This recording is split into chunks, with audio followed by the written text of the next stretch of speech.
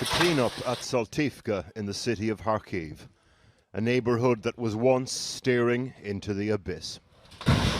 After weeks of bombardment, Ukrainian forces successfully resisted a Russian advance on the city. In the distance, still the rumble of artillery fire. Up close, the anguish of residents like Lubov. Ну дай Бог, чтобы хоть это осталось, как говорится. In April, after failing to take Kharkiv and the capital, Kyiv, the Kremlin announced a, quote, second phase of its war, taking the south of the country and extending its control to all of the Donbass. It is here now that the might of the Russian army appears to be concentrating. Their ambition to take the country out of focus, so Donbass now dead center of the crosshairs. The Donbass is made up of two oblasts, Donetsk and Luhansk. Russian proxy forces held parts of the area since 2014, but now their grip is tightening. Luhansk is almost entirely under Russian control now. As we speak, intense fighting is taking place in towns and cities like Severodonetsk, Lyman and Bakhmut. The Ukrainians fear that these places are set to become the new Mariupols. Yesterday, President Zelensky said that Russian attacks had turned the Donbass into hell. Today, he spoke of diplomacy as the only way out. І перемога буде дуже складна. Вона буде і кривава, вона точно буде в бою, але кінцівка точно буде в дипломатії. Я впевнений в цьому, тому що є деякі речі, які, окрім стола перемовин, ми не зможемо завершити.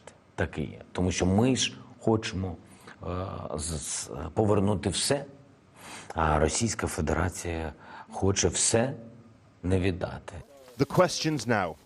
If the Russians take all of the Donbass, what shape will the counter-offensive take, which the Ukrainians said would start in June? Will the aims of that counter-offensive extend to taking back the parts of the region lost in 2014? As eyes turn to the Donbass, so does Western military support. West of Kyiv today, the Russians said they destroyed a large consignment of Western weaponry en route to Donbass. And more is en route, much more. Today in South Korea, President Biden signed a $40 billion aid bill, including more military support. The British Foreign Secretary said she wants to see Ukraine's neighbour, Moldova's defences brought up to NATO standards. Back at Saltivka, we find a destroyed apartment that we know. At the very beginning of the war, we met a young girl who'd fled Kharkiv and was writing up her war diary every day. We know this neighbourhood quite well, actually. You may remember we followed a 12-year-old and her grandmother out of Kharkiv to Ireland at the beginning of the war. This is her block, and that's their apartment on the 5th floor.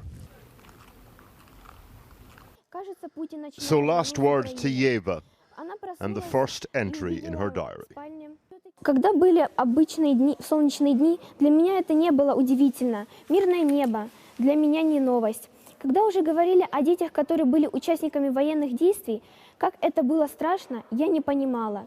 Но сейчас уже все изменилось. Я это понимала хорошо, с чувством боли и страха.